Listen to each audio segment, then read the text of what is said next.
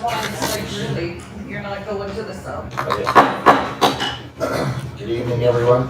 I'd like to call a regular meeting of council to order Monday, July 13th, 2020. Approval of the agenda, please. Councilor Norbury. That the Monday, July 13th, 2020 regular council meeting agenda be adopted as presented. Seconder. Councilor Lehman. All in favor? Opposed?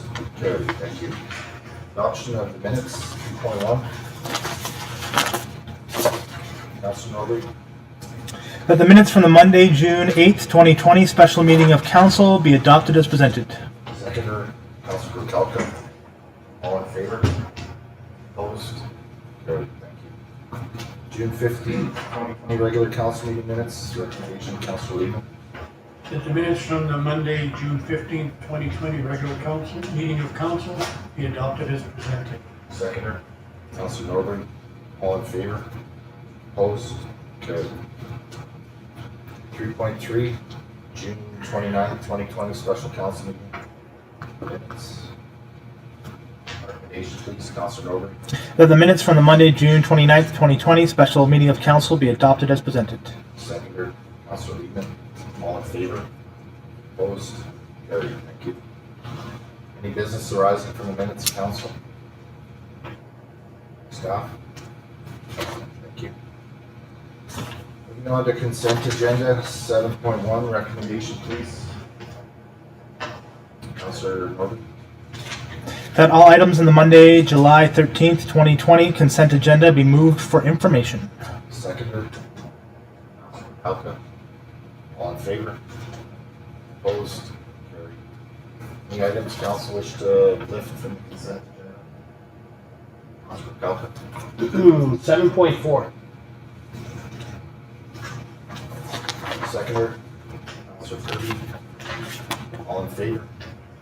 Opposed? Carried. Thank you. Councilor Palka. Yeah, so just stating here, we should reach back out to UBCM, and I think we should give that direction to staff to try to maybe move this along with COVID-19 so that we can get that meeting moving again, so that we can see if we can get this pushed through our community. Yep, I agree. Motion to direct staff to contact Maria, I believe it is. Marie Crawford at UBCM. Secondly, Councilor Kalka. Any more discussion? All in favor? Opposed? Carried. Thank you. Any other items, council? Consent agenda, Councilor Kalka. Yeah, 7.6. Seconder. Councilor Lehman. All in favor? Opposed? Carried. Councilor Kalka. Yeah, so I see there's an ask from the TR Quilting Guide group, and I think something we probably should put on motion on the floor. We're looking for a waiver of their lockers. I'm not sure if they approach staff. I believe they could do some of this stuff on their own, up to $400, I believe, or something. So before I make a motion, I'm just wondering if they've approached the community center. Ms. Torval, update us, please. Yes, thank you, Mayor and Council. The fees for the lockers, they're established by a fees and charges bylaw, so really they're set by bylaw. So if you were to waive them, like ask them not to pay, grant a request, we would still need to take the revenue from somewhere to cover for that loss. Because when the budget is done, like you count on these revenues, so we have these lockers, we get $100 a month, so that's accounted for. So if you gotta put it back in from somewhere, take it from council budget or whatever. And also keep in mind that there are other groups using lockers as well that might need them. Thank you, Ms. Torval. Councilor Kalka. But just on that, we have the policy for fees and charges, and the rooms are in there, and staff can opt up to give an organization room, so I don't see the difference. I mean, I know there's a set amount that staff can approve for an organization, but I don't see the difference there. Ms. Torval, will you be able to clarify? Yeah, I can speak to that. And the same thing, when a group comes in and asks for fee waivers, or staff is permitted a certain amount that they can waive. But after a certain amount, same thing, when they come to council, the fees are waived, but the number's gotta come from somewhere to even everything out on the bottom. Councilor Sorry, Ms. Torval. And these, for these lockers, They request them at the beginning of the year, and they sign a contract or a lease for them. So it's not just they're available from whenever. Councillor Howe. Yeah, I think the difference is somebody renting a room for a day as compared to renting that storage locker for the entire year is the issue there. And to me, although I want to see the group do well and whatever, I've been in the community center and we have a storage issue over the community center. I mean, we created an area inside of our restaurant to try to create something. I don't know what was the plan over there. Now we have a giant walk-in cooler inside the middle of the rec center that's taken up a massive amount of space. We've got tables and chairs are littered all over the top of the rec center right now, and we're talking about renovating the whole front end of the community center, as well as the bathroom. We have an issue with space over there, and I don't know what's going to happen with those lockers in this whole scheme or whatever we're planning on doing there. But I don't know if this group would be better suited to go to some place like Willow Hall and have their quilting and stuff going on over at Willow Hall rather than rooms 1, 2, and 3. And I don't know if they've ever approached the Willow Hall to do that, but we've got to be careful about the space that we just give up, not for any rate or any amount, but that community center has a lot of extra stuff in it right now, extra staff and all kinds of things in there. So I have a concern about giving the space up right now while we're under a review of what we're going to do at the front end there. So. Okay, thank you. Any other discussion? Okay,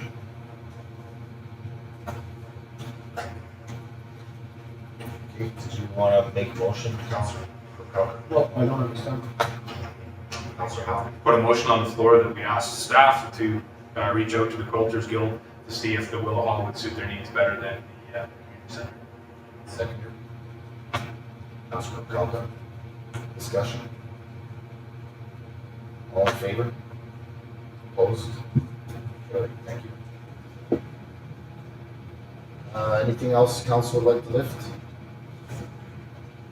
Councillor Howe? 7.3 grizzly bear populations in northeastern British Columbia. Seconder. Councillor Crowder? All in favor? Opposed? Carried. Councillor Howe? No, unfortunately, I didn't expect any different response from the province on our concerns around grizzly bear populations. I just recently read an article of a First Nation community, the Tahltan, I think it is, and they have a very serious concern about grizzly bears in their territory as well. Very similar response as ours, that that there's just more bears than what there's ever been, and not hunting them is not helping us out. I find it funny they make a comment in here that the general reductions to bear populations do not always directly correspond to the recovery of ungulates. But they have said to us that if they shoot the moose around our area, that will help recover caribou. So I don't understand how removing a predator doesn't do it, but them removing moose will. At the back of the letter, there's a response or a follow-up that we contact Garth Mowat, and I'd like to just put a motion forward that we continue the discussions with Garth Mowat to find out what their plan is for grizzly bears. This is not going to go away in Tumbler Ridge. They make another comment in here that bear conflicts are usually with one or perhaps a few bears. Well, come visit Tumbler Ridge. I mean, I've got a picture of 5 bears on the golf course on hole 1 at one time. Those are problem bears. It's 5 of them, and that didn't include the ones that were all over the community. I don't think that they're in touch with the needs of the people of the north. We are in our own community, and we need to be given a little more leeway towards it. So if we can stay in touch with Garth Mowat, I think it would be critically important. So I'd like to put that motion forward. Okay, seconder. Councillor Kirby? Any more discussion? I completely agree with you, Councillor. Not too impressed with this response letter, definitely. Councillor Norbert? Yeah, no, I'm completely in favor. I think we need to keep in contact with Garth. I mean, somebody needs to keep them apprised of the reality of the situation. I would like to make a comment about the some information that I read about the grizzly bears and the moose. From my understanding, it's not the male grizzly bears which we would be hunting. It's actually the female grizzly bears. The mothers are the ones who are predatory to ungulate population. So there is a little bit of disconnect there. Like, yeah, you would go out and you'd shoot the male, you wouldn't be going out shooting the female, and that's the one that really is out there. So the general just shoot the bears and they'll solve the problem. isn't really the problem, right? Just throwing that information out there. But I do support we need to be in conversation with Mr. Mowat. All in favor? Carried, thank you. I'd like to lift 7.10 for discussion. Seconder. Councilor Norby. All in favor? Opposed? Carried, thank you. So Coalition is looking for a workshop date to come in and discuss works in progress and just get feedback from councils in regards to that. And so I'm wondering what time of year council would like to try and propose this. Thinking possibly the beginning of August.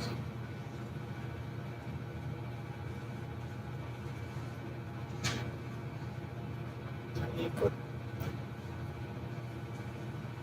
Councilor Howe? September sometime would be better for me. September. Councilor Crew? Thank you, Mayor. I would agree. I prefer September. Doesn't matter. Okay, we will continue to look for a date for that workshop. All right, anything else on the consent agenda, council? Okay, moving on to bylaws. 8.1 zoning amendment bylaw 685/2020 and business license amendment bylaw 682/2020 for adoption. Councilor Kirby. I'm going to excuse myself to their conflict.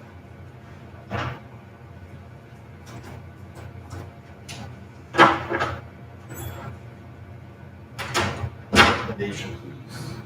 Councilor Norby. Okay, council adopts the business license amendment bylaw number 682/2020. Seconder. Councilor Lehman, discussion. All in favor? Opposed? Carried, thank you. Second recommendation, Councilor Norby. Okay, council adopts the zoning amendment bylaw number 685/2020. Seconder. Councilor Lehman, discussion. All in favor? Opposed? Carried, thank you.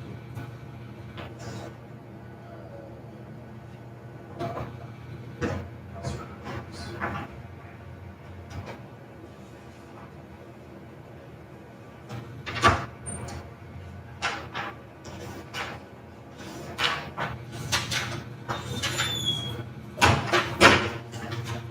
Thank you, Councilor. 8.2, zoning amendment bylaw 690/2020 for pump track for adoption. Recommendation, please. Councilor Norby. Okay, council adopts the zoning amendment bylaw number 690/2020. Second. Councilor Kirby. Discussion. Councilor Howe. Again, I just want to make a comment on the maps that we get for these agendas. Again, too small. I can see what we're talking about, not defined well enough. I assume it's P1 is the area that we're talking about, and I think I've got a pretty good understanding of it, but for the public to take a map like this to understand what we're talking about, I don't think that they are very well defined, and we need to have a little better mapping for this, so again, not happy with the map. Any other discussion? Call the question. All in favor? Opposed? Carried. Thank you. 8.3, bylaw 691/2020 for the delay of property tax sales in the current year. A report prepared by the Director of Finance and dated July 13, 2020, seeking council's approval by a bylaw to delay the 2020 property tax sale until 2021 in light of the COVID-19 situation because of restrictions around gatherings. Recommendation, please. Councilor Howe. Just a question before I give the recommendation. I see that there is no alternative to the recommendation. Are we to understand that there is no other way to do this besides the way that we think the province of British Columbia wants it to occur? I believe so. It really has to do with the amount of people in one room. Ms. Troy, would you be able to expand on that?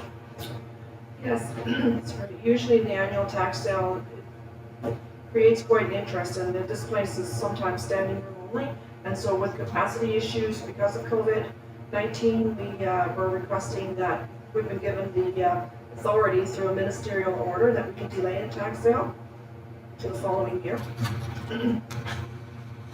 Go ahead. Yeah, so just out of curiosity, I mean, is that the only thing that's holding us back, is that you can't put 50 people in one room, or, you know, so. if that is the only reason, I think there should be an alternative to the recommendation put forward. I do have a bit of a concern. In previous years, we have taken in some pretty good interest in this, and I'm not really crazy about delaying the opportunity for somebody to buy this land. I think there's a way that we can think through it. Perhaps, you know, you could apply to be somebody who gets to come to the room of 50 people. Maybe that room be, I don't know, in the rooms 4 and 5 or somewhere else. If it has to be conducted in here by law, then that's a different story. But I just think that there might be a different way to do it. Not really in favor of the recommendation that is in the report. So, Ms. Torval, was there other options explored for this? We did consider the possibility of maybe it could be done through video or however technology, but with the tax sale, like, you kind of, if you say you want to buy a property and you're successful, you've only got a certain amount of time to get to the bank, to get your payment in, those sorts of things. So, you know, we're recommending that we delay. It's up to council if you want to delay it or not. Councilor Norman? I have a question. How many people do we, like standing room only, does that mean we would likely have 50 people or more attending? I believe so, Ms. Torval. Well, sometimes, yes, we do get 50 people or more, and sometimes not, but still, with this room size, we're not able to have that amount of people. We're almost at capacity right now. One more person is allowed in here with the restrictions and guidelines for the size of this room. And did we explore the option of using the community center or no? No, we didn't explore that option. Councilor Norman? Thank you, Mayor. You know, when it comes down to like provincial regulations, like they're saying we can't have gatherings more than 49 people wherever we are, right? So if Ms. Torval is mentioning that we could potentially have more than 50, well then now we're going to exclude potentially some people that want to bid on these properties from attending. And, you know, I think in that regard, making sure that we have an equal playing field for everyone. You know, there's other options, potentially doing digital means, but at the same time, not everyone can do digital, right? So I think to you know, maintain regulations with the province as well as fairness to everyone, makes sense that we put it off a year. Any other comments? Councilor Howell? and again, I think it can be done by people, you know, similar to what they do in a Ritchie Brothers auction bid. You know, you apply to say that you want to a bid on the equipment online, and then they vet you to see that you can do it, that you're approved to be able to be there as a bidder. We could do something very similar with, you know, you report your vehicle to the parking lot. If we have more than 50 people that need to bid on that piece of property, you bring them in different groups. You know, I would be totally surprised if we got to a point where we had more than 50 people bidding on one particular piece of property in there that are not just in there for, you know, maybe it's going to go for $1, so I'll go in there and bid on it, right? So if they're able to come in and say, you know, the minimum bid that we're accepting is $2,500 on this piece of property, they go in, they get verified by the bank that they have the $2,500, they can come in and bid on it. There's a way it can be done, and to me, I don't like the fact of delaying it. I have a concern of we delay the tax sale and then we run into a bigger debt that somebody has 2 years that they can't pay. Similar to the hotel couldn't make a tax payment on a $110,000 tax payment or whatever it was that 1 year. If we did that for 2 years for them to get close to $250,000 in debt, now they can't make their tax payment. We have a legitimate concern there that we end up owning that building. So that's my concern with delaying it a year, is that it makes the bubble too large for somebody to overcome who's already having tax issues. So if somebody's already bought that property during the tax sale, you've got 1 year to get your stuff together to get that thing sold, and the district doesn't get stuck with the property. That's why I want to get at it and get it done. So. Thank you. I just had a question to Councillor Howe, and it's made the comment a few times before, and I'm just kind of curious if he, where he gets the information that the inn could not pay their taxes. have any information on why they didn't pay their taxes for 3 years, whether it was choosing not to, forgetting. But it's been mentioned a couple of times that they were unable to, yet they were able to make it finally. So I'm kind of curious on if you had any sort of definitive proof that they weren't able to, or I'd appreciate that answer afterwards. We'll stick to what if you don't mind.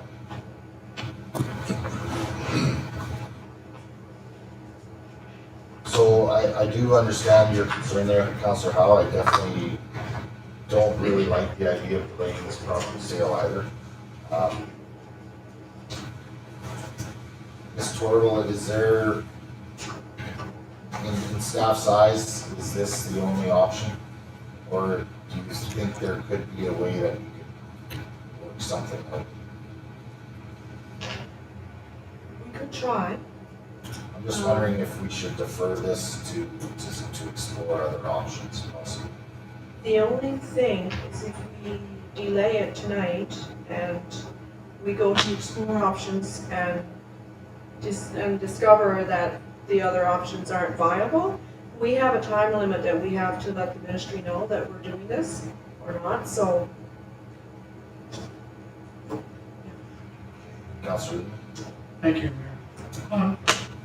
We've now given them until the 1st of October to pay the taxes. That's, doesn't give you a whole lot of notice if you're going to have a tax sale in September.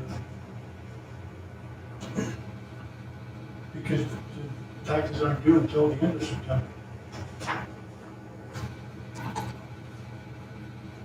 Councillor Kirkcaldy. So maybe staff can just go over that. I think it's delinquent by 3 years, the tax sale.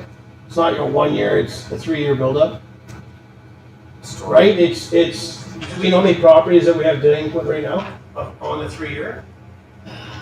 I don't have that number right now. Those numbers change, they fluctuate from the first time that we start to advertise a tax sale. There's a newspaper page full of properties, and then by the time the tax sale, it gets a little bit smaller, so.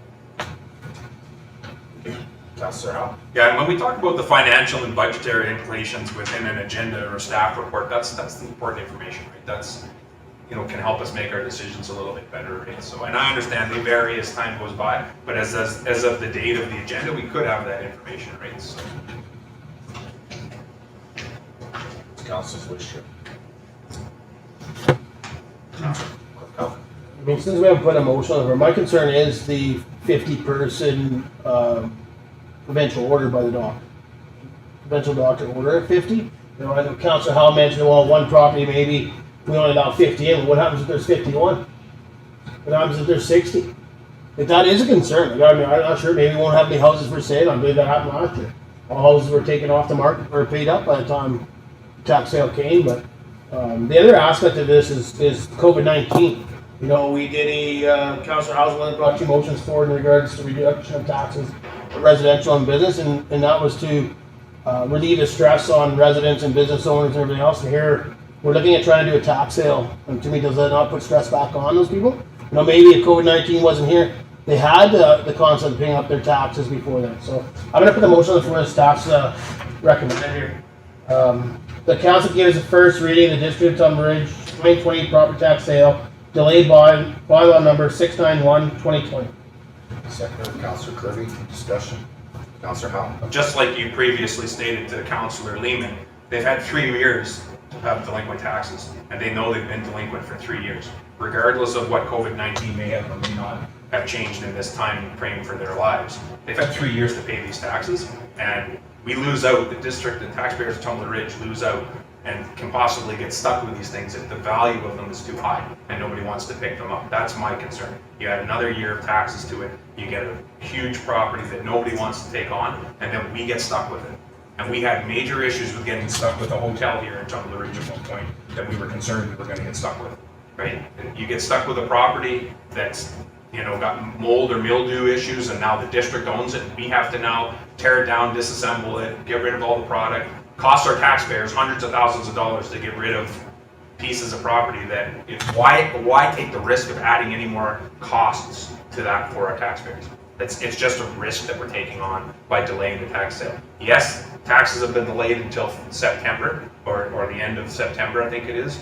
But there's a time frame, I think, within there, end of October, that we can get it done. That's where I'm looking for direction from staff to figure out the timelines for us. That's not my job to figure out the timelines. My job is to figure out what's the best for the taxpayers of Tumbler Ridge. This is not the best deal for the taxpayers of Tumbler Ridge. It's risk for the taxpayers of Tumbler Ridge. Councillor Calkin. I guess, I mean, Councillor Howe makes a couple good comments there. Do we have to delay it a year, or is there a delay of a couple months? You just mentioned in regards to the end of September and so on.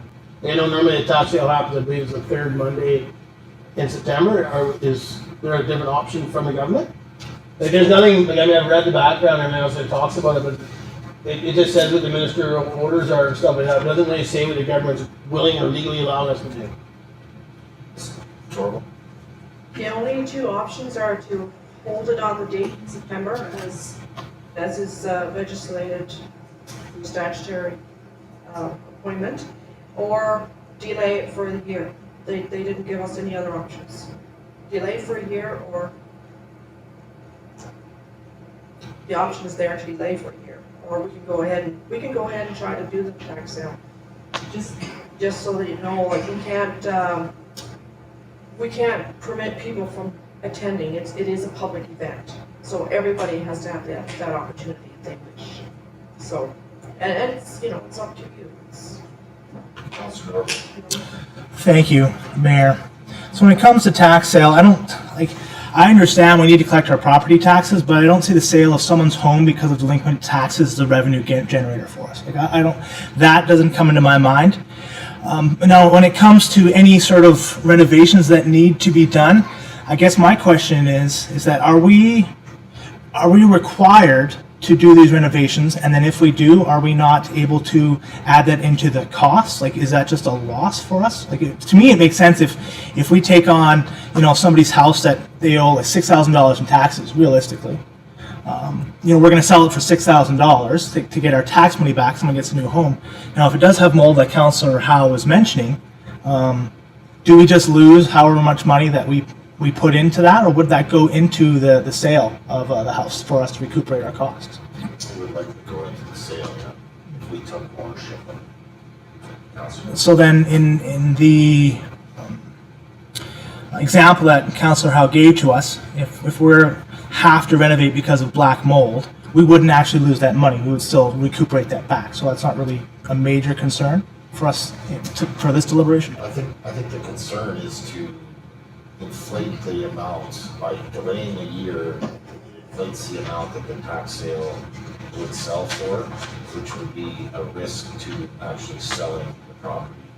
But therefore, if the tax sale didn't go through, the district would take ownership. I think that's the concern, correct? Yep. Councillor Calkin. I see where Councillor Howe comes from. It makes sense in regards to risk to our taxpayers and so on. I would like to know, I would think, as a provincial order, if we hit over 50, the tax sale would be shut down because not everybody can participate. How does that work? So let's say we decide not to approve the motion and ask staff to proceed. If we have 50 people, which that's what it is allowed, you're allowed gathering of 50 people. If we hit 51, does that mean the tax sale stops? Yeah, I would say provincial restriction is 50 people, so we have to try to get to that in any way. Councillor. So legally, what does that do? Does that just mean that we do the suspension for you right then? What legally does that do to us? They never proposed that situation. To stop them? Ms. Torval. Sorry, I don't know that. Councillor Lee. Thank you, Mayor.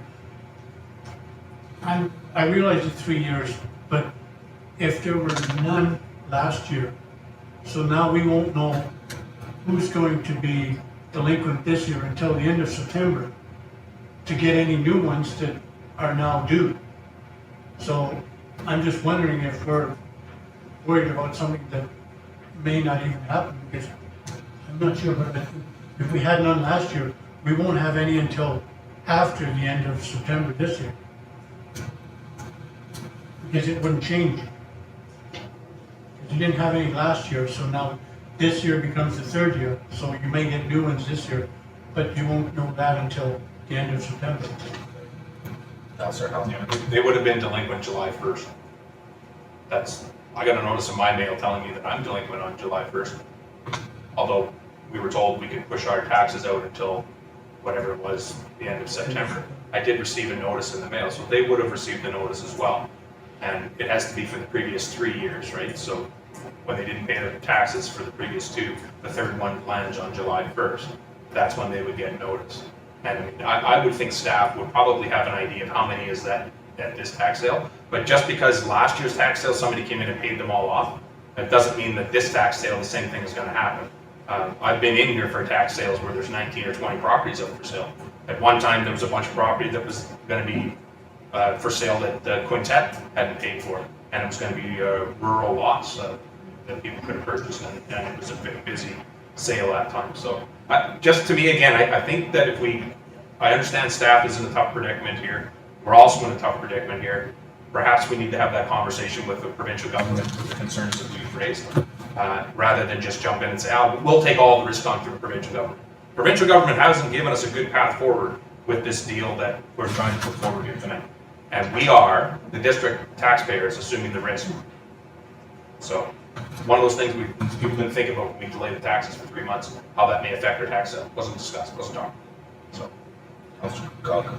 Yeah, just on it, I mean, Councillor Howe's mentioned that, like, really and truly, they're not delinquent until October 1st, on their 3rd year, so you couldn't pre-advertise the tax sale. Because you put my property up for sale, but I'm not delinquent until, because the government's issued a 3-month thing. I also received a notice in the mail, which didn't make sense to me. I mean, I haven't paid my tax the last this school year. I haven't paid yet because we have till September. And then, so I mean, I got an envelope, a letter, a stamp, put in my mailbox. How many of those did we issue out? Like, to me, that was a waste of money.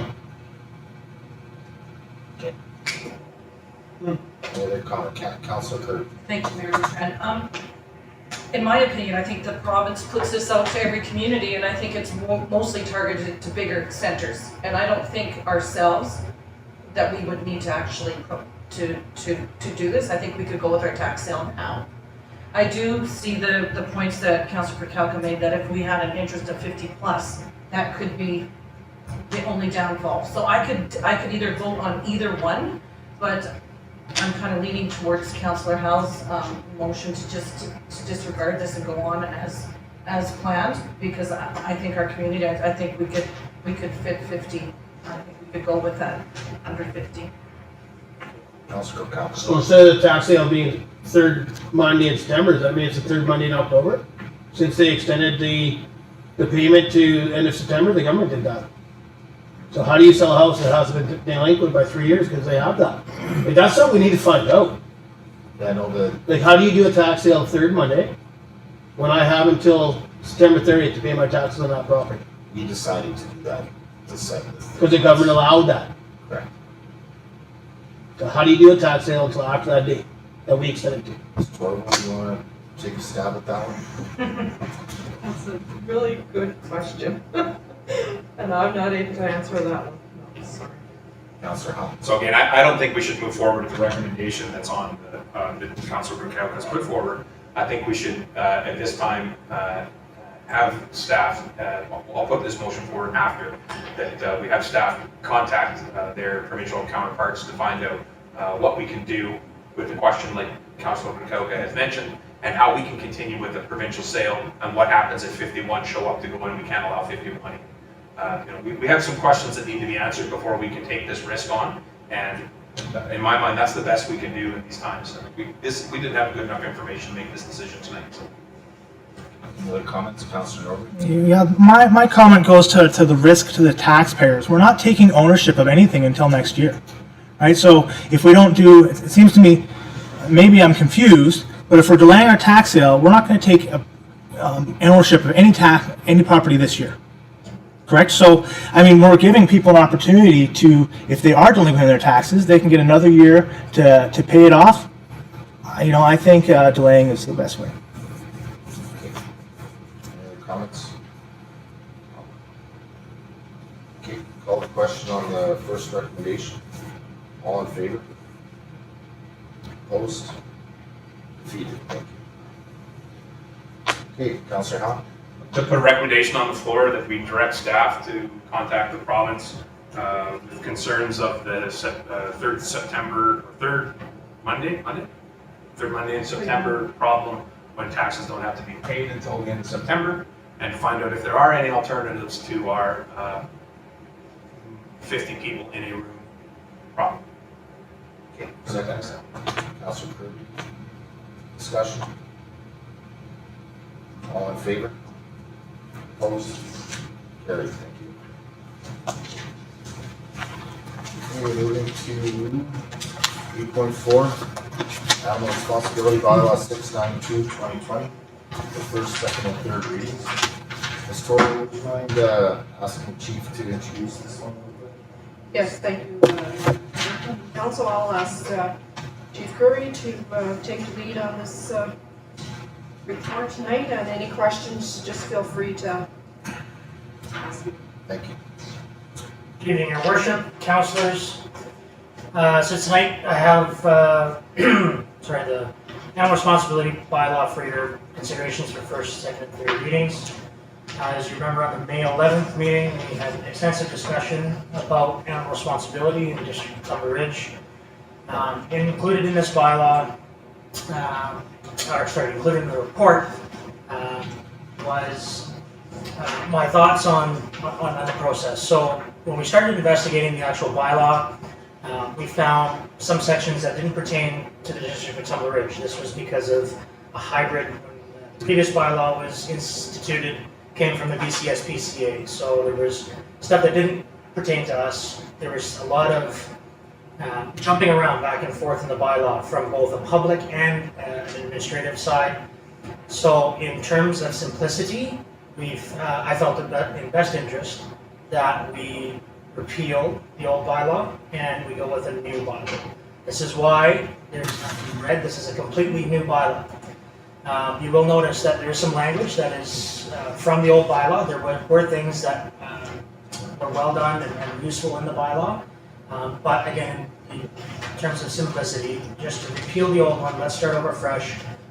We had a lot of amendments both from council motions as well as from staff considerations to do this. So a couple of the highlights are going to be the 3-dog tiered system.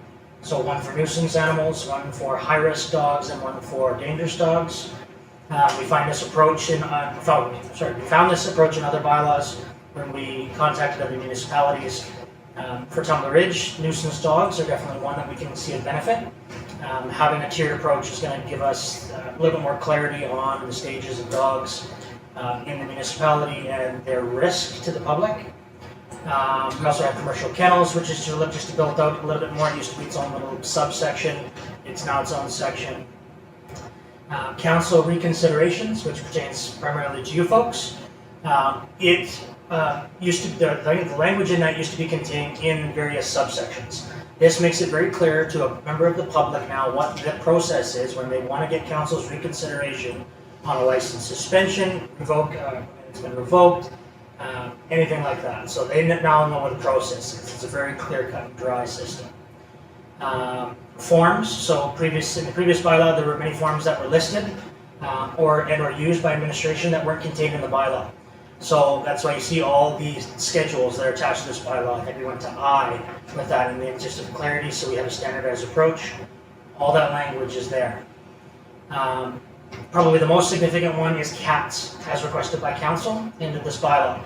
So previous to the previous animal responsibility bylaw, we haven't done anything with cats. Cats are one of those kind of things that we knew there was an issue with. We had the odd complaint with it. Not very often does bylaw actually get them. It's one of those things that's largely policed by the public at large.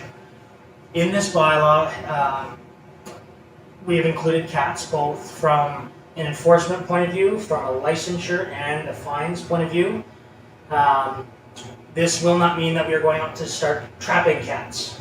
This is going to be, in its simplicity, we're going to have a means to identify cats that are causing a nuisance. We can either find them, we can find out who their owners are, and we can get them back. Whether it be from impoundment, we find a tag on them, which is just like we do with dogs. We see a tag on them, we can move forward with that in terms of from the impoundment. As I stated in my report, we're not set up for cats. Cats are not something that our impound facility is currently capable of doing. And it is going to require some modification to one of the kennels so that we can house probably 2 cats in some type of fashion. The cost estimate on there is an off-the-cuff estimate that should be well with under, or the actual amount which should be underneath that amount. I don't see any of the buildings there. It's not like we have to build a brand new building, we just have to retrofit the kennels. I'll speak to the fees and charges and the MTI at the same time because I'm on both with this. These amounts are largely came out of council motions where you had saw fit to provide interest into what they were. A good example was that was dangerous dogs.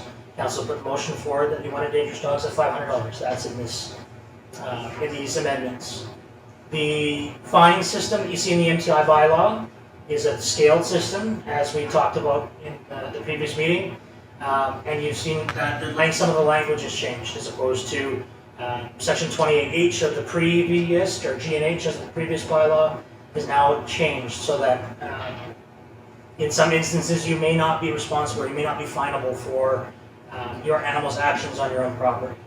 There are a few things. Keep in mind, this is your bylaw just as much as it is the public's.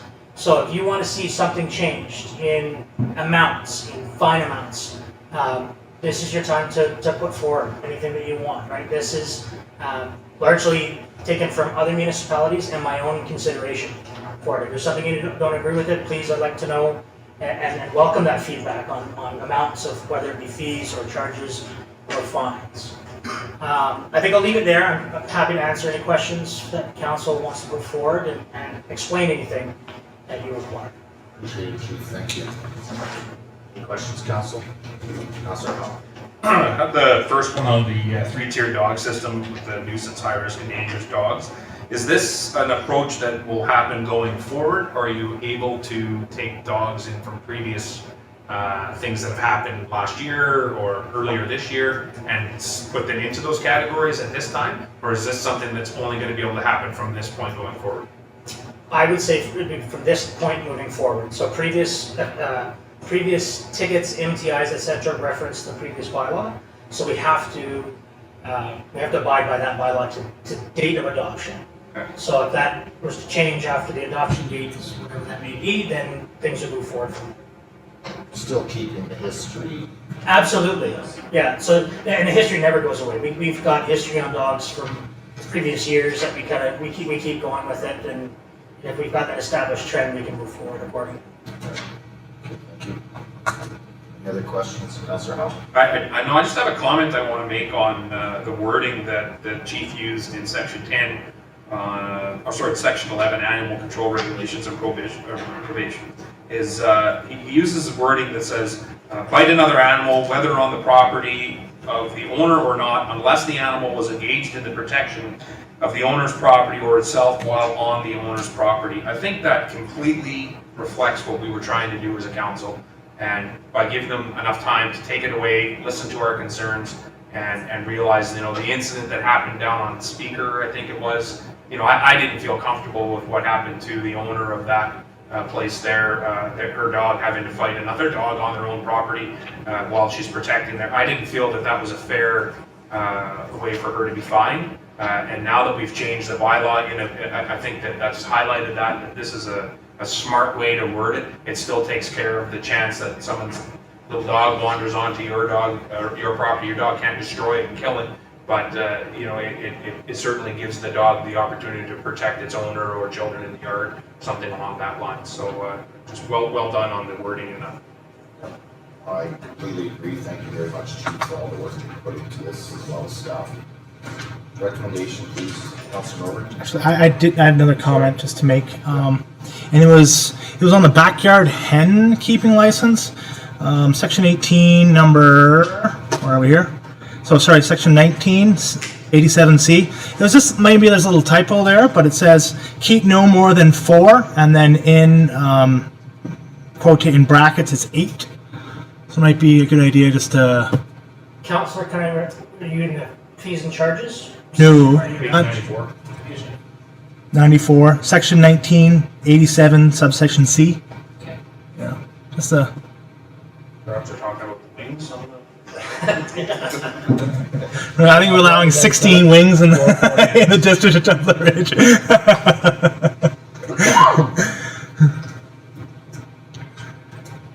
Yeah, I did notice that as well before, and then right after, I believe there was a council motion to increase the weeks. It is, yes. Just a little typo. Councilor, Yeah, I'd like to bring up a comment about the cat licensing. Should we wait till we make the first motion and then bring that up for discussion, or?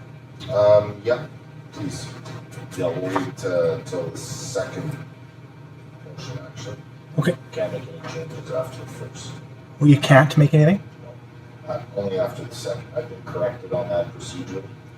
We need to do the first two readings, and then we can make any suggestion or changes. Okay. Councilor Howell? I'd like to put the recommendation on the floor that the District of Tumbler Ridge Animal Responsibility Bylaw number 692/2020 be read for the first time. Second, Councilor Crocker. All in favor? Carried. Thank you. Councilor Howell? I'd like to put the second part of the recommendation on that the District of Tumbler Ridge Animal Responsibility Bylaw number 692/2020 be read for the second time. Second, Councilor Kirby. Discussion. Councilor Norton. Yeah, I'd like to bring up the discussion about the licensing for cats. I do understand for a need for cats to be brought into the bylaw. Like they are creating a nuisance for people. They're getting into their gardens. They're causing issues. So my thoughts on that is, well, I own an indoor cat, and my cat is never outside. And in my circle of people that I know that own cats, every single one of them has an inside cat. So my concern, that's 10 to 12 cats. My concern is adding any undue cost to our residents for their indoor cats, right? Because now that we have a new licensing bylaw, they have to pay $10 to $50 per cat. That could be a bit of money. I mean, I understand we need to make sure that we're keeping the cats under control, but do we need to add an added burden onto people for licensing their cats? Only two other municipalities in the list that they've cited actually require the licensing of cats, whereas they do actually have bylaws pertaining to them. Are you asking for my opinion on that? The question of whether we should license cats or not?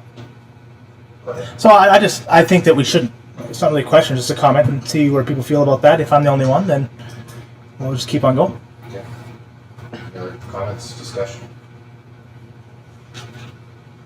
I'm fully in support of licensing cats. I don't think we can distinguish between indoor and outdoors. I also have a cat that's an indoor cat, but in order to take care of the nuisance cats, everyone needs to be licensed and have a record of who's whose. Up until this point, we have no idea. So I really like the recommendations on the floor as far as bylaws. Any other comments? And I think, in my opinion, all the fees are bang on, Chief. I like the progressive system. And I think you definitely have captured all the concerns in this new bylaw. Absolutely. Call the question, all in favor? Opposed? Carried. Thank you. Third recommendation, Councilor Howell. The District of Tumbler Ridge Municipal Ticket Information Amendment Bylaw number 69. Sorry, hang on. Is it right? Oh, sorry. I'm one group ahead already. The District of Tumbler Ridge Animal Responsibility Bylaw number 692/2020 be read for a third time. Sorry about that. Councilor, discussion. Councilor. So just a comment, it actually came from a resident. I was gonna say an email, but I might be wrong, but they have a dog, and, I'm not sure they have a cat, but like they said, sending out the renewal notices for dog licensing before January might be a good idea, and more people will pay. I get some residents leave, and maybe that's something we should look at doing. I don't want to make motion, but maybe that's just something some staff should be looking at doing and saying, just like our business licenses. Yeah. If we send out a letter with your amount, and then maybe we can do it for cats too, just so that it's all tied together. I agree. I think the reminder is legal. See Chief shaking his head there, so I don't think we need to make a motion. Any other comments? Okay, call the question, all in favor? Opposed? Carried, thank you. 8.5 Municipal Ticket Information Bylaw 693/2020. The first, second, and third readings. Councillor Lehman. That the District of Tumbler Ridge Fees and Charges Amendment Bylaw number One 69. second. Oops, sorry. That the District of Tumbler Ridge Municipal Ticket Information Amendment Bylaw number 693/2020 be read a first time. Second, Councillor Howell. All in favor? Carried, thank you. Councillor Lehman. That the District of Tumbler Ridge Municipal Ticket Information Amendment Bylaw number 693/2020 be read a second time. Second, Councillor Kirby. Discussion. All in favor? Opposed? Carried, thank you. Third time, Councillor Lehman. That the District of Tumbler Ridge Municipal Ticket Information Amendment Bylaw number 693/2020 be read a third time. Second, Councillor Kirby. Discussion. All in favor? Carried, thank you. 8.6 Fees and Charges Amendment Bylaw 694/2020 for first, second, and third readings. Recommendation, please. Councillor Kirby. Thank you, Mayor. I'd like to move that the District of Tumbler Ridge Fees and Charges Amendment Bylaw number 694/2020 be read a first time. Seconder, Councillor Kralka. All in favor? Opposed? Carried. Councillor Kirby. I will move that the District of Tumbler Ridge Fees and Charges Amendment Bylaw number 694/2020 be read a second time. Seconder, Councillor Howell.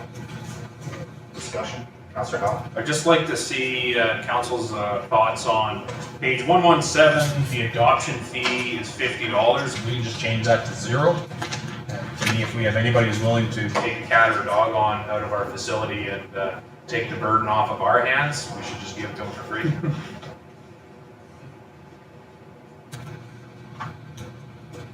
Interesting idea there.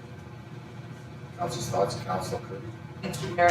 I'm just wondering, is that fee of the $50 recouping costs for having the cat or the dog at the, I would assume so. Ms. Torval. Chief Curry? So we've never actually had an adoption fee previous to this. This was a last minute thing that I put in just before submitting this for approval. Because you're right, there is no recovery fee. So we've held this animal for 72 hours in our impound fee. We've fed it, we've looked after it, there's staff time, and then we go to adopt it, and there's no fee recovery at all. So other municipalities have gone this way. We don't have an SPCA in town, we don't operate one. So this was just a way to, as a placeholder. Some municipalities are 0, some are 50. So it was just a placeholder. Councillor Howell. I just want to direct council to what the alternative is if the cat or dog is not adopted. Right? You know what the alternative is? Euthanasia. So to me, I would rather, if we can just get the opportunity to get rid of the dog or the cat for free, somebody's coming in and taking it, I would way rather see that than see the animal put down. So that's why I don't think we need the $50 for it. I can eat that with my conscience. Councillor Kirby. yeah. I guess, I'm not opposed to a 0 fee. I'm just still always have the dog or the cat's best interests. Sometimes with the 0 fee, you're gonna get somebody, and I guess if it's not our concern after the dog has left the building, but if you're paying for something that shows that you are willing to actually, hopefully, have that animal's best interests at heart. And sometimes a 0, then it's just, anybody can, come and get a dog. I think some kind of application process with some kind of background is still not a bad way to go. Yeah, I agree with you, Councillor. It does show some commitment there. Councillor Norbury. Yeah, I tend to agree with Councillor Kirby on that one. And I can't exactly bring it up where I read the same exact thing, and that having that little bit of monetary value prevents these animals from going to just anybody. It does show a bit more commitment. Again, we're concerned about animals being euthanized. But, our chief tells us that this never happened. So, You never had to collect though. But you never had an operating pound before. Chief Curry. Sorry to interrupt. Worship, if you refer to Schedule H in the Animal Responsibility Bylaw, it is the application. So we do have an application process that's vetted by staff before, and there's home visits. It's a very similar process that comes from the SPCA if you were to adopt an animal. Because same thing, we don't want to see an animal get put into somebody's care where they're not being looked after. Right? It's not in our best interest nor the animals. Thank you, Chief. Your Worship, may I add something? To the fees and charges, these fees and charges aren't going to be taking effect until 2021. I want to make sure that that's clear. We've had to order tags for cats. We do this a year in advance. Most dog licenses have already happened for the year. Right now, if we were to try and go through cat licenses, we don't have tags for them. We'd be kind of doing something at an ad hoc basis, as well as the cost recovery the costs of licenses after July 1st gets cut in half. So the intention is not to have licensing of animals, specifically cats, until 2021. Any other comments?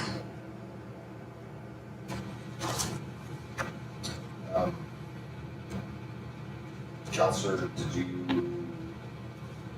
get all the information you needed? Yeah, I do. So we have a motion on the floor for number 2. That's, you said you wanted us to make the changes during this time. So how do we make that change? What's the procedure for that? Motion for amendment, Ms. Torval? Okay, I'd like to put a motion for amendment on the floor that we change the amount of the adoption of cats and dogs from $50 to $0.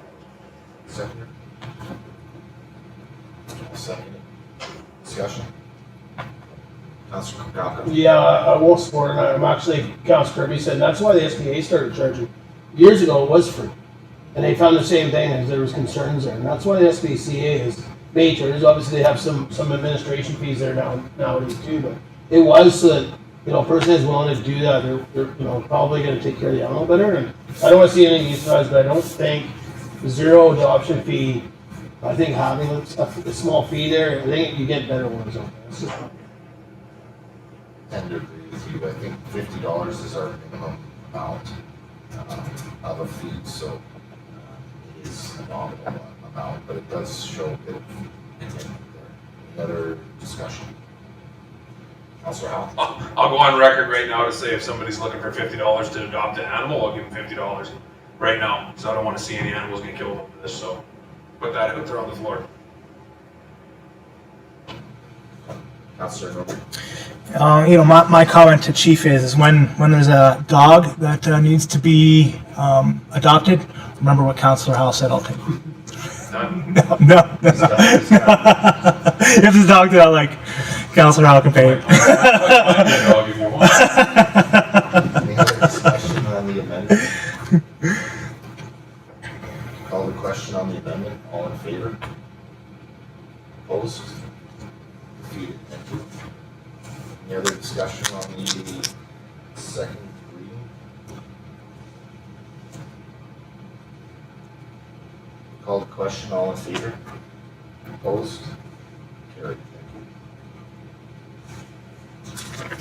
you. Councilor Kirby? So I'll move the District of Tumbler Ridge fees and charges amendment bylaw number 694, 2020 resolution. Seconder? Councilor Kalka? Discussion? All in favor? Opposed? Carried. Thank you. New business, 9.1. French magnet with important community contact information. Report dated July 13th, 2020 from Director of Economic Development and Tourism, which follows up on the results from the Business and Resident Impact Survey. The Mayor's Economic Resiliency Task Force has identified a need to strengthen community outreach and communication initiatives. The first of these initiatives is a fridge magnet that can be distributed to every household in Tumbler Ridge. Recommendation, please. Councilor Kirby? Mayor, I will move that council approve the fridge magnet design as presented below, and that council authorize administration to print and distribute these magnets as outlined in this report. Seconder, Councilor Nobre, discussion? Councilor Nobre? Thank you. So, Mayor. Firstly, I'd like to thank the Mayor's Economic Resiliency Task Force for coming up with this idea.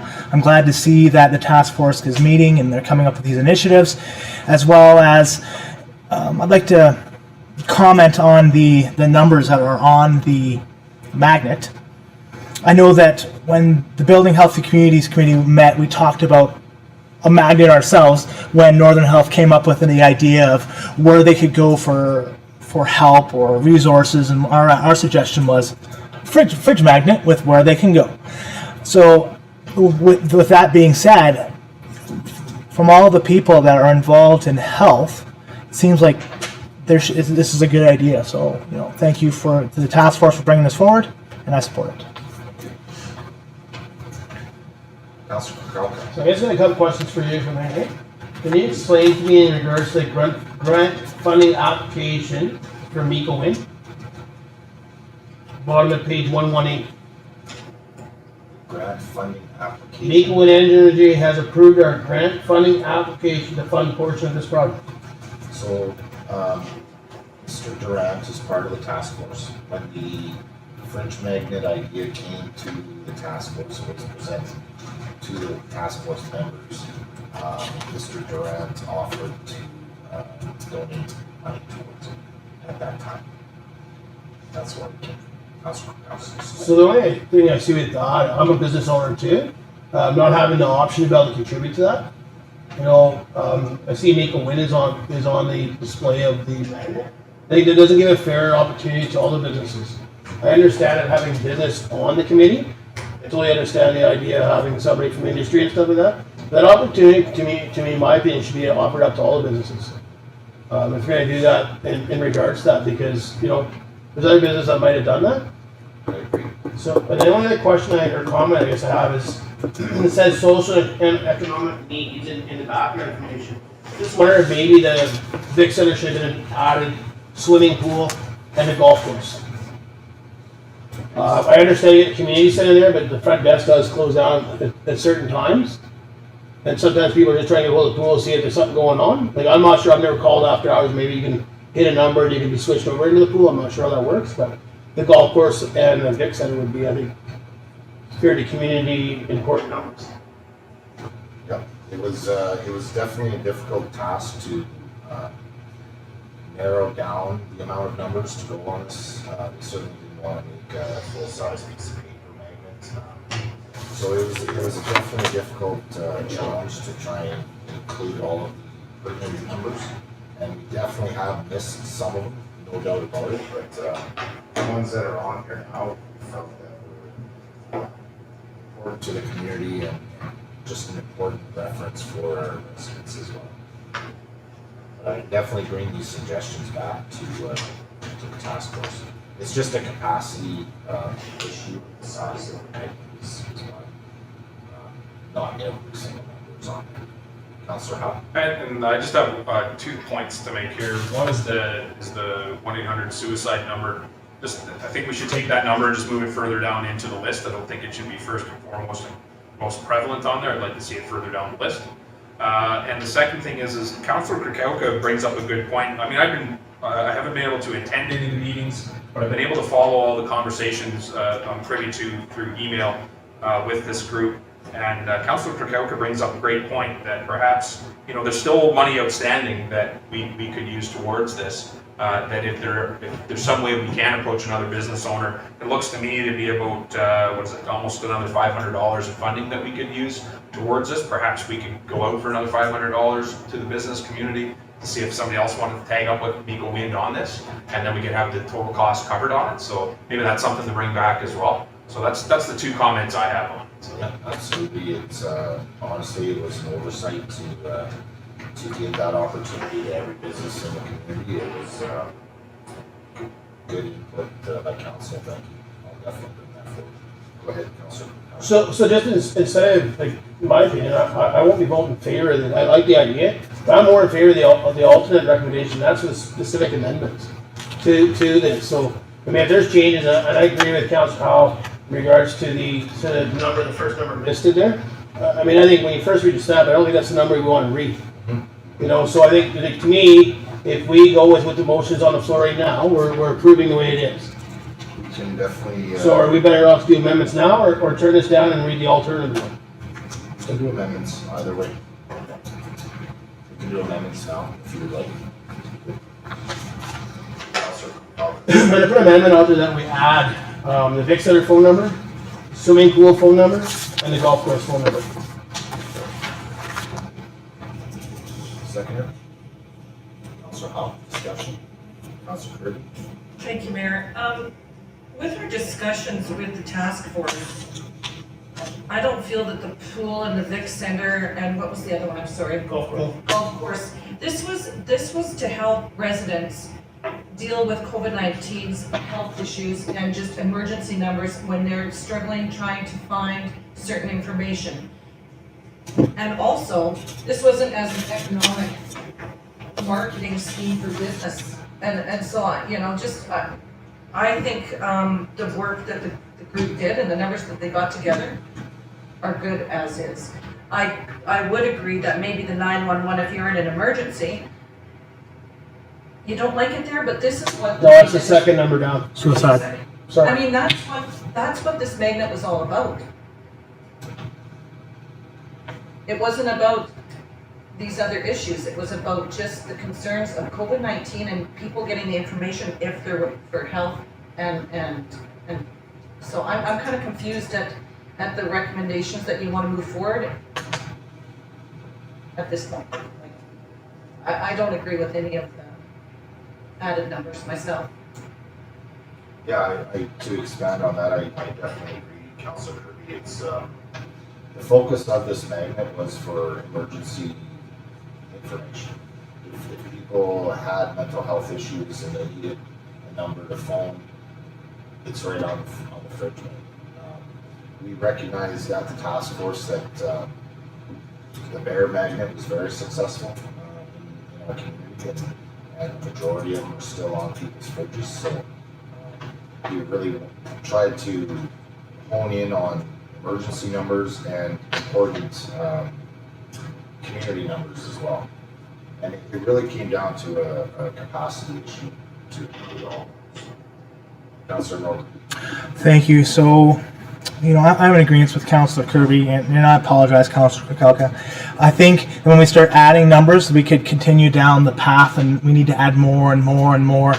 And there's an idea that we have my place of work in that when there are too many, it actually prevents you from getting to what you're looking for. So by having too many numbers, it may prevent people from finding the number that they're looking for, right? We use that with, collection development. So, having too much is actually a hindrance. I understand we want to keep it inclusive to everyone, but, by adding more, there's still more that we could add to the list. And honestly, I think this magnet is a little large as is, and if we make it even larger, we are either going to have to reduce the size of the font, which makes it even more difficult, as well as or increase the size of it, and then we're getting beyond. Thank you. Councilor Howe. Yeah, so I'm actually just reading through your background information. That's where I got it from, and that's why I added it. I mean, one, it says, the decision was made to avoid reference to COVID-19 and to ensure that magnet remains current once the current pandemic is over. So it's not just for that. And then the other part of that thing, it says, medical needs, mental health, social and economic needs. Well, social and economic needs is not everything that's listed here. The golf course is definitely social, so is the swimming pool, so is the Vic Center. But, I mean, if we just select one of those numbers on there, we could actually remove the DTR Economic Development website and invest Tumbler Ridge. Like, I really don't think that's an important thing to have on the magnet. My personal opinion, obviously, but, we look at that and you move one of them, you can add a number. Well, that was going to be my next question, was which three would you take out to add those to? Which one would I add over all of them? Like, the three I put on the motion? For those three that are on the motion, would you have three that you would take out of this? No, I would pick one of the three I put as a motion and remove Economic Development website, invest Tumbler Ridge.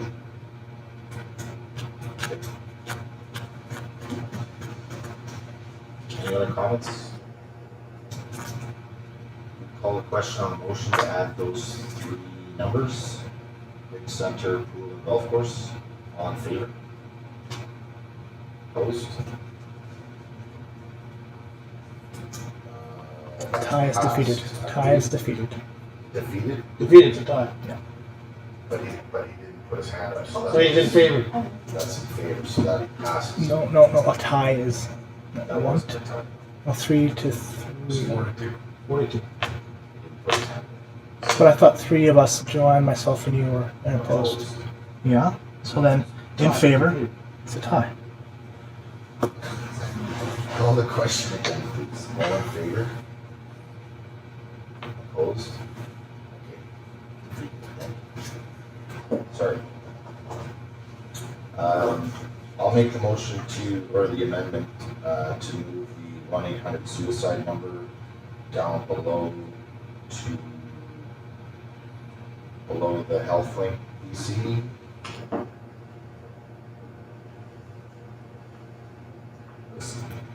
Second. Councilor Howell, discussion. Councilor Roder.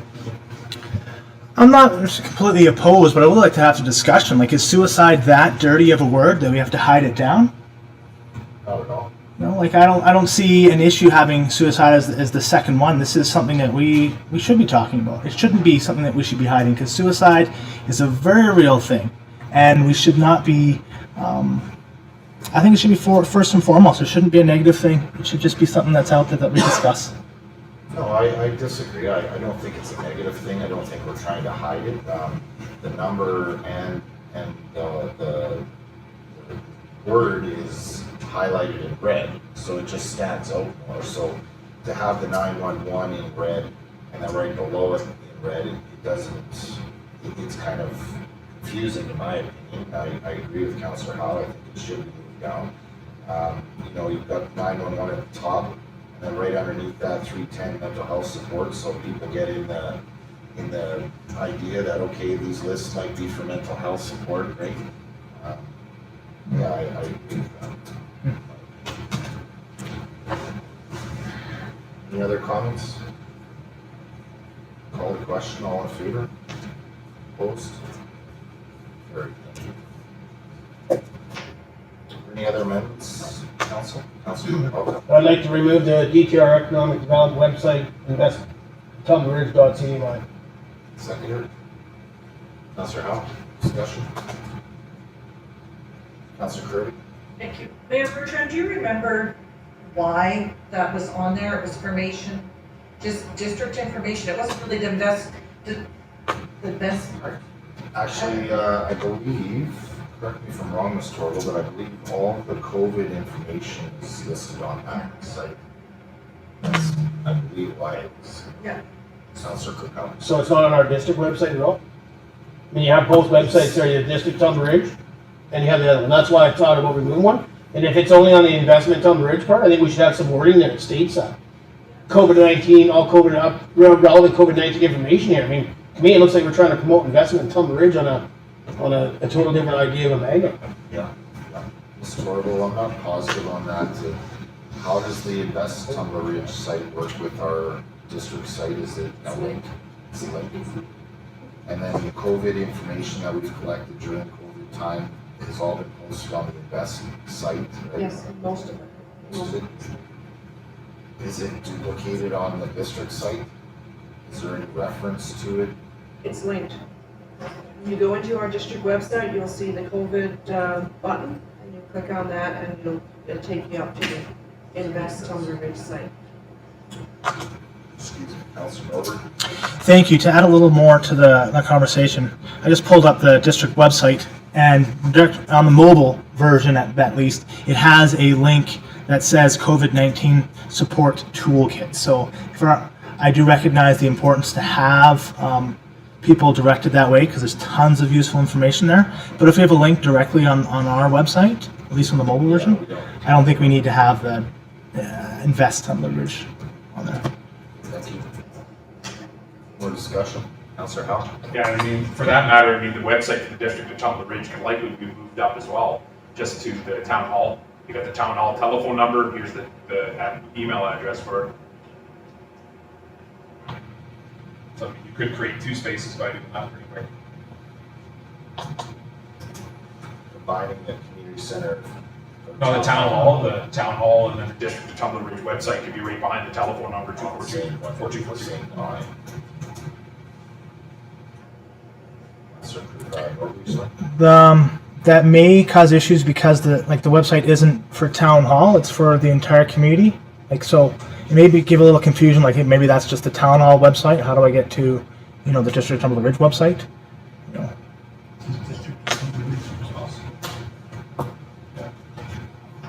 Councilor Kirby. Thank you, Mayor Bertrand. I think we could combine those, because that's what we did with the fire department, non-emergency, by law enforcement, and animal control. They were all separate at one point.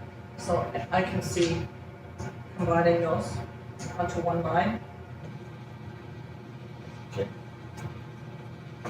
Call the question, Councilor Kirkhope. Sorry, are we making an amendment to do that then? I'll make the amendment to, Well, we gotta vote on the first one first. well, I was gonna add it to the same motion, but that's fine. Okay, that's fine with me. We're taking out. We're taking out the investment part? Definitely. That's Tumbler Ridge at the moment. So we'll call the question, all in favor of that? Opposed? Carried. Councilor Kirkhope. Yeah, I'll make a motion that we add the district of tumbleridge.ca website to behind town hall's number. Second, Councilor Lehman. Discussion. Councilor Norbert. I think by adding on a website right behind it, it adds a little more confusion. Right? Like, everything's listed by numbers, and then we have websites below. I like that layout.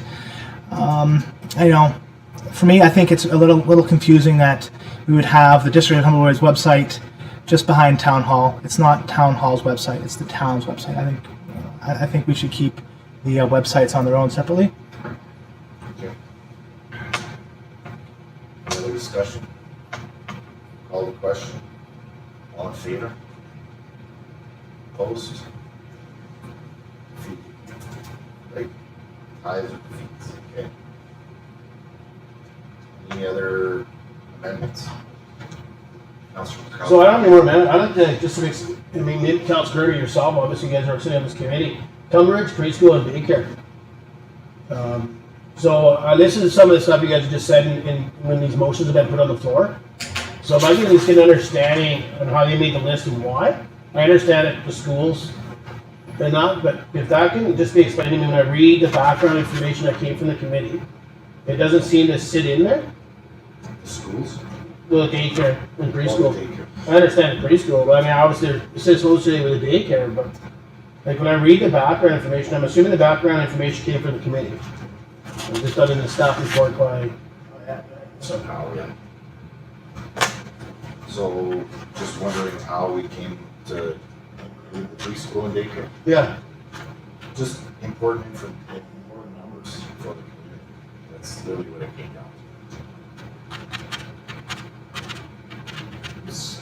Councilor Kirby, do you want to add to that? Yeah, thank you, Mayor. Yeah, like we have Sherilyn Hewitt sitting on as a member of the school system, and most of us are parents sitting there, and that was just something that you get a lot of new people in the community. They don't maybe have the right numbers. They don't have a really good support group within the town, and those were numbers that they were saying that needed to be added on. And that was just from the overall group, is that, in any kind of, I guess, if anything comes up, you need to have those numbers up there. That was unanimous vote to put the schools on there from the whole board. Councilor Kirkhope. That's good enough. Forever Young Society, the idea of that one, is that to be booking at Willow Hall, or is that just to be able to get hold of the Forever Young Society as an organization? Organization. Yeah. The Willow Hall is Yeah. organization. So I'll make sure of that. Any other comments, discussion? Councilor Norbert? Well, I think there was conversation earlier about adding potential numbers, and we freed up a spot. Maybe there's a number that we can add on there. Yeah. Okay. I- Councilor's flavor. I already on Yeah, fair enough. Councilor Howell? And so where are we at on trying to get an additional sponsor for this to take care of it? Yeah, to be honest, I think we need to go back to the task force and ask to put out a request for sponsorship. Yeah, It certainly wasn't fair to only have one on there. It was the benefit of being on that task force that it came about. But without this donation, this budget would have come from pre-approved budget for the task force. So yeah, I definitely agree that we need to ask for, or be fair and ask the rest of the community for sponsorship. Councilor Howell? yeah, and then just because maybe we don't need to take up any more space or add anything more to it. If we're gonna add another logo for another sponsor on there, then maybe we just leave the task force to figure that out and see if they can do that. If the task force wants to add a number on after, if they think any of the three that Councilor Kirkowski suggested tonight, or maybe they had another one that was burning in their minds that they wanted to get on there, that they couldn't get on there, just leave it to them, but also realize that this may create the space to put the logo on there of another company. Yeah, I agree. And I certainly will suggest those three to get their input on it as well. Councilor Cruz? Thank you, Mayor Bertrand. Another option is to kindly thank Miko Wynn for their donation and decline it and just pay for it with our own funds and move ahead and get this made up. That's what I was thinking too as well. Councilor Norbury? I do recognize the importance for, offering advertising space, but I do like how Miko Wind is, they're an industry partner in Tumbler Ridge. They're not so much a business in town that they gain by advertising, because it'd have to go out, put the proposal out there, get it all back, and what if we have 3 or 4 people that want to add on? Or do we have different sizings for the amounts? Because that should definitely come into play. Like for example, Miko Wind offered $750. You wouldn't be giving the same advertising space if somebody gave $100 or $50. And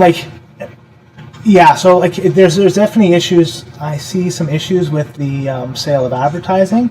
Maybe we should just thank Miko and just keep it a district thing and go from there.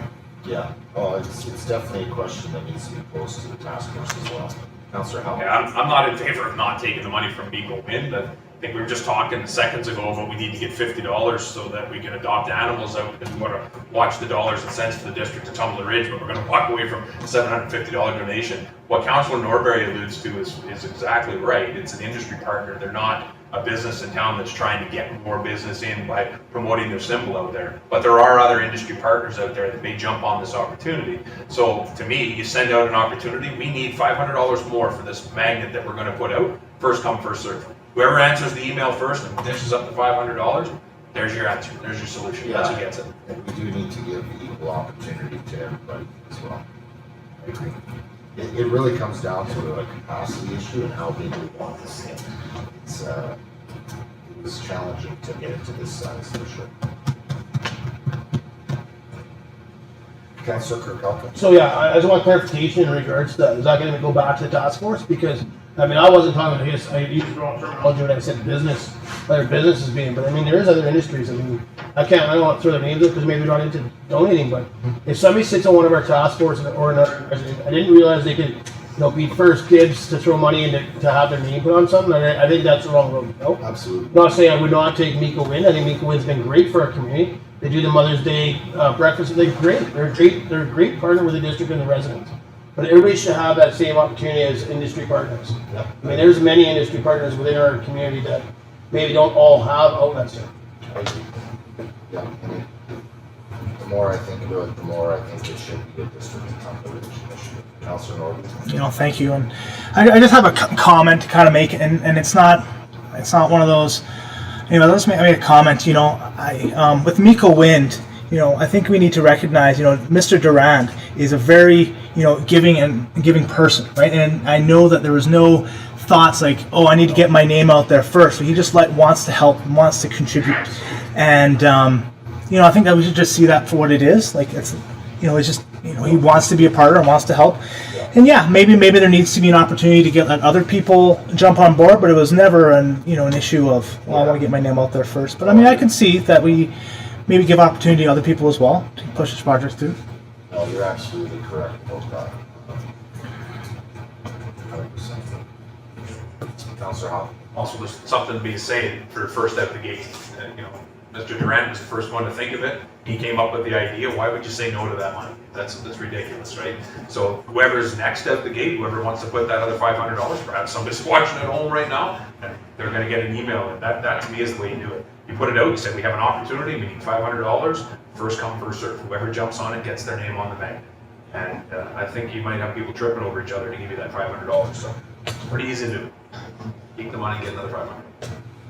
I think we need to defer this recommendation until these suggestions can go back to the task force for deliberation. So, Ms. Torval? Sorry. I just wanted to let you know that the first recommendation that was made is still sitting on the table. Motion? Yes, the So- recommendation for 9.1. Yes. Yeah. Yeah, and I don't know if now is the time to do that before the task force discusses these suggestions. I think we need to have another opportunity to look this forward towards council. So, the motion to defer be applicable, or should we defeat this? Sorry, I should explain myself better. The first recommendation, it was moved and seconded, and then council went to the alternatives to the recommendation and started making changes, suggesting changes. Yes. Specific. So the first recommendation should be voted on or voted down or defeated or something done with it to get it off the table. That's what I'm saying. That's the recommendation to approve the fridge magnet. correct? Yes, as presented below, and then you went into the alternatives. Alternatives, yeah. That's what I asked you, and you said we could do the motions Well, we on can- this one, so. We didn't defeat or approve this one, but we can make amendments to that recommendation, which we can do. Yes. Good enough. I'm just wondering if we should be deferring this, because I think it needs to go back to the task force. So I'll make a motion to defer this recommendation. Second, Councillor Elka. Any more discussion? Councillor Howell? Yes, we still don't have to deal with the first motion on the floor though, like, No, not if we defer it. okay. Right? Ms. Torval?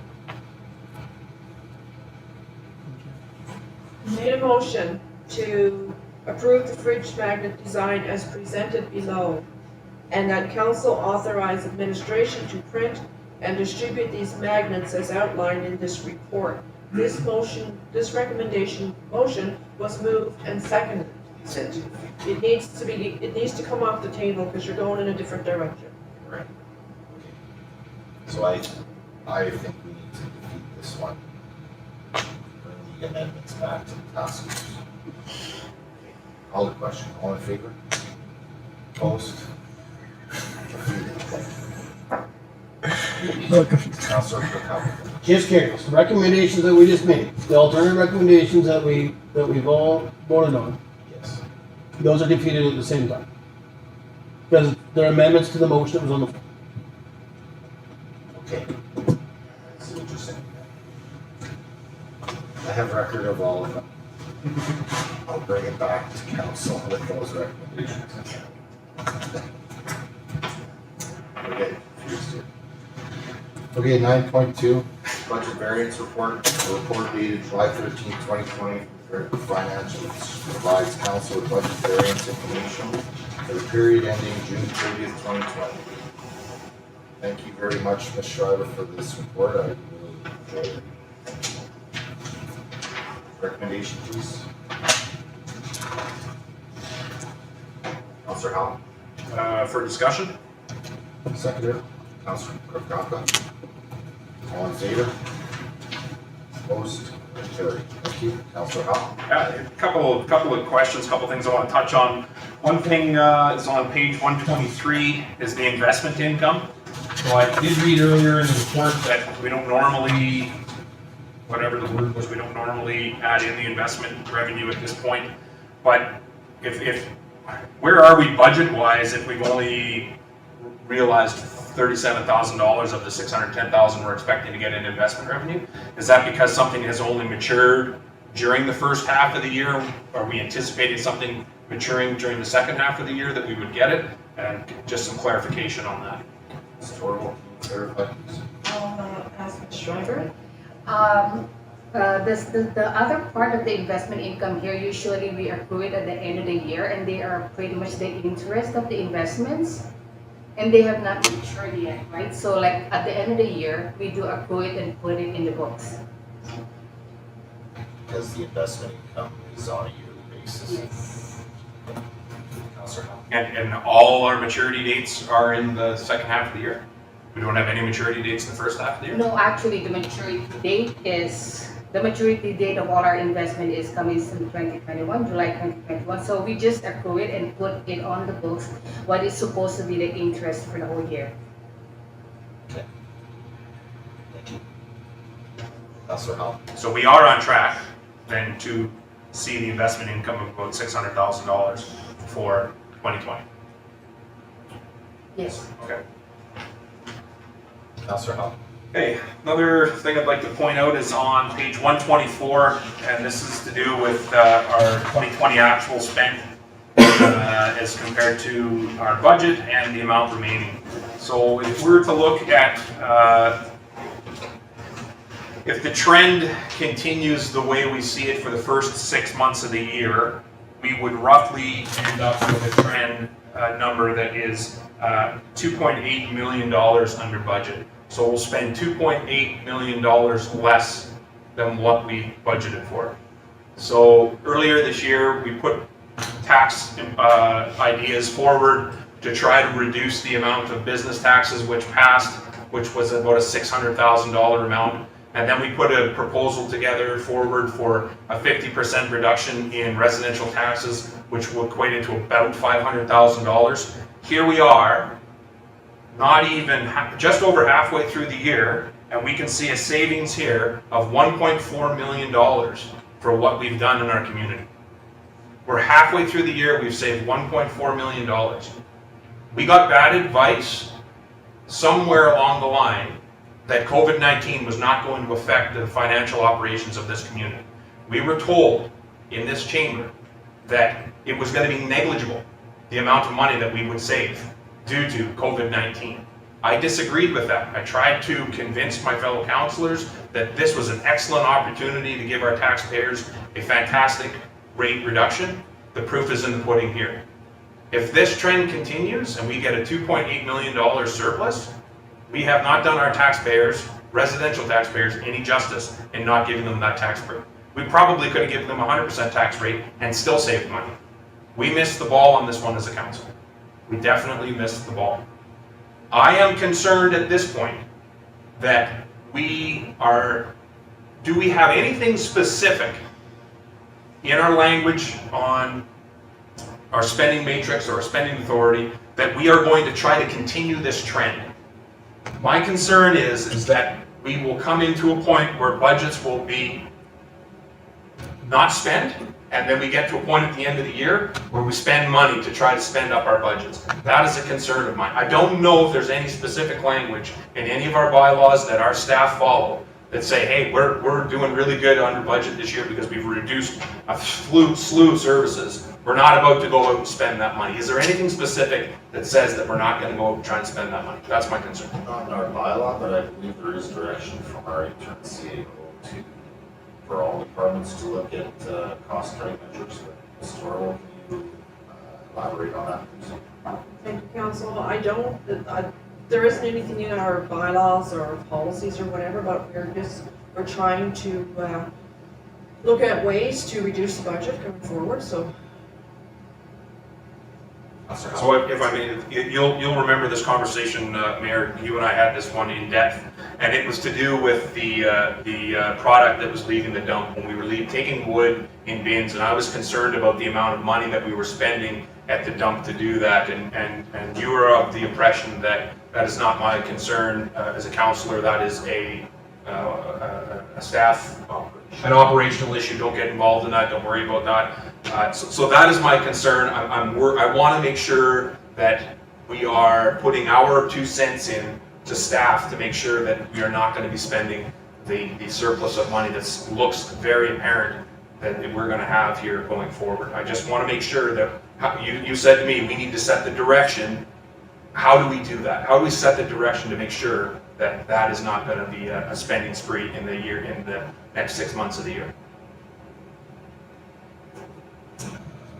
I'll leave that one with you. And if you can come up with something here in the next little while, that some way that we can set direction or make sure that direction is there, you understand my concern. That's where I'm at. That's why I was concerned about the dump thing, and I'm trying to do it the way you're saying to do it there, so that's my concern. I want to make sure direction is set. Yeah, okay. Councillor Norwood? Thank you. Now that we've heard Councillor Howe discuss how right he believes he was for making that recommendation. I was right. Easy. I was right. Proofs in the pudding. So, Councillor Howe, this is a discussion on the budget. I don't think it should be used as leverage on why councillors made the correct or incorrect decision at the time. Now, looking forward, we do have potentially extra money in our budget. So this is a good spot for all of us to stop and think, well, maybe there are initiatives that we can bring forward to the community to move our community forward. How can we improve the lives of people that have been potentially affected because we are so much under budget? And I hope that we'll see that. So thank you, staff, for this report. It is good to see that our administration is not just spending to their budgets, but they do have in mind that there is some money to be saved during this time. Thank you. Any other discussion on this item? Okay, moving on. 9.3, request for the appointment of a library board trustee. Councillor Norwood? I would like to step out, as this is a conflict of interest for me. As I work at the library, I do have a monetary interest. Yes,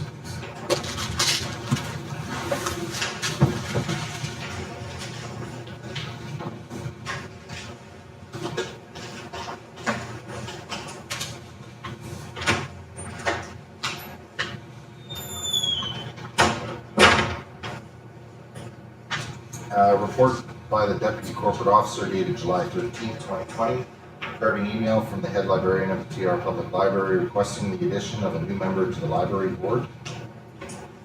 I did ask Ms. Torval to look into the process of this a little bit more. Ms. Torval, can you explain a little bit more to us, please? Yes, thank you, Mayor and Council. Well, the library, as you know, is run by a board of volunteers. For whatever reasons, a number of their board members have moved away or have stepped down from being on the board, and they needed more board members to be able to run. And so there was a recommendation that came forward from the board for this individual that's applied, and she has applied to be on the board, and she's active in the community. She was active in the community that she came from, so they felt there's no reason why she shouldn't receive appointment to the board. I did ask about how they vet their prospective board members before they come to us, and she said usually it's from recommendations of other board members or whatever. And I asked about record checks, if they do them, and she said the only time that they would be required to do a criminal record check is if they were going to be involved with some of the children's programs, which I guess from time to time they may do that, so whatever they have going on there, so yeah, so well. Thank you very much. Councillor Howe? I'd like to move the alternative recommendation. The council may request personal information to be submitted to council in a closed meeting for review prior to appointment of a board member. Seconder. Councillor Kalka, discussion. Councillor Howe? Yeah, so again, I'm not in favor of ever recommending anybody that I don't know. And the library budget is $485,000 budget. So you put somebody in there who has a vote on spending almost $400,000 of taxpayers' money. I want to know who they are. I think we've been burnt in situations in the past in the District of Tumbler Ridge by not doing our due diligence. And I don't think since I've been on council, ever voted for anybody who gets recommended to any board until this type of a process comes forward. And that's where I am with it. I mean, she looks great on paper, looks like a fantastic person, not knocking her personally. I just think it's something that we as a council need to start doing going forward, that we need to get a little bit better information on somebody who's gonna have a vote on spending $400,000 of taxpayers' money. Okay, thank you. More discussion. Councilor Cook. Yeah, and actually, I fully support that. And it was something actually we talked about previously too, in regards to community forest. Don't get me wrong, great bunch of people there too, but we asked them the same thing. Their board of directors in the same scenario. This board members as a whole have a budget of over $400,000. So I think it is something that when we're putting people in place or having to vote people onto the boards that are spending taxpayers' money, that we should be, there should be a resume submitted and we should be able to read through it. And she could be I actually believe I met Caitlin. I could be wrong, but I mean, most of the people that we've seen on the board are great. But I mean, I was hoping Councilor Majinski was going to be here tonight, but he's got some family stuff on. So I fully support it. I think council should too. Councilor Howell. And you might make note of another thing too, when we requested information from the library board about their plans to save money, the letter that we received from them was not very detailed. It had some issues on who even sent the letter. It didn't really come from a member of the board. The letter was poorly written, and our district has been able to show a budget right now, halfway through the year, of a savings of approximately 13% of the budget. Even if you said 10% they've been able to save, the library should somehow be in tune with that as well. We didn't see a savings of 10% from the library. The library said minimal savings of what they were going to be able to save. And 10% on $400,000 is 40 grand. If they can do that twice during the year, that's $80,000 that would save. So to me, I would like maybe better recommendations coming from the board, so that I know who's going on the board. I want to know who they are a little bit more in depth. Any other discussion? Councilor Kirby. Thank you, Mayor Bertrand. I'd like to know exactly how in depth, just to give some guidance to the library. So besides the information that Caitlin has provided or from their applications, what needs to be added? Will we have to change, will we have to do this for all board members that are there right now? Or will this be something moving forward? That's my question. Councilor Howell. Well, the one part of your question, I think this is going to be something that's going to go forward, that we're going to have a vote on it similar to this on every board member that comes forward. This recommendation, I've asked for this recommendation since I started on council to have something like this in place. And at that time, people are going to have, for whatever board we're electing somebody or selecting somebody for, we have to have this same debate. I don't think it's going to be something that's always going to happen. But for my interest, before I'll ever vote for anybody to spend $400,000 of taxpayers' money, I want to know a little bit more information about them. Specifically in this instance, I think a criminal record check is one thing that they should have to supply. And can you go back on the board members that are there now at this point and change it? Probably not. But going forward for any of the boards, that's something that I want to look for. And a resume of who they are. Councilor Kirby. Thank you, Mayor. I agree. I think a criminal record check is a good document to have, especially when we have certain boards that are getting appointed by council. I think for right now, I would vote to put Caitlin on the board, but then to also put forward a recommendation that would change the policy or change the applications to include criminal record checks moving forward. And that could be to other boards that we are voting on for positions. Councilor Howell. But like, if you can appreciate the fact that we've raised it at this point, it seems to me it made a little bit of sense to you of why I think we need to do this. Maybe now's the time to stop doing it, right? Like nothing has nothing to do with the person's name who's in this. It's just to do with our process. It had nothing to do with that person at all. We've recognized that that there may be an issue here, so this is the time to start it, right? And if we want to make something formal going forward, then we need to talk about that as a council. But to me, I think it can be done on a one-off basis. So. Any other discussion? Call the question on the motion. All in favor? Carried. Thank you. Councilor Cook. Just for your worship, just before Chris comes back, how do we do this? Like, is this something we can add to the next agenda discussion about the boards that we vote members onto, just so there's consistency, right? I totally agree with Councillor Howe's motion, so I vote in favor. But maybe this is something like Councillor Kirby just mentioned that. This is maybe a process that we should have staff bring forward a report and make it ongoing, whether it's for the two that I know, obviously, is the library board and the community forest. Those are the two I know right now. But maybe that's something what we should be doing forward. I believe the community forest was to do it that way or something. I couldn't believe that. I could be wrong.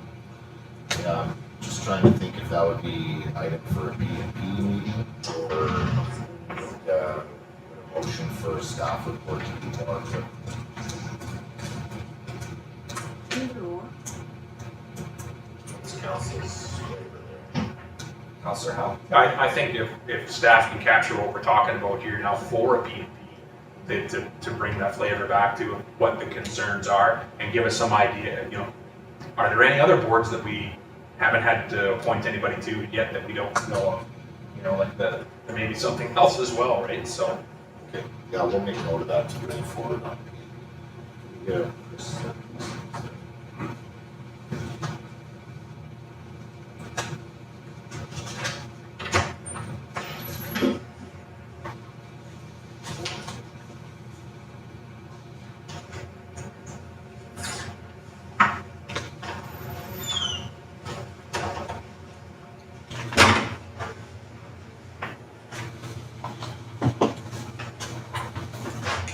Moving on to 9.4, scheduled meetings. Conflicts there, council? Any issues on the staff side, scheduled meetings? No? Notice motions, any notice motions this evening? Okay, councilor's business, Councilor Norbury, your report. Any other councilor business?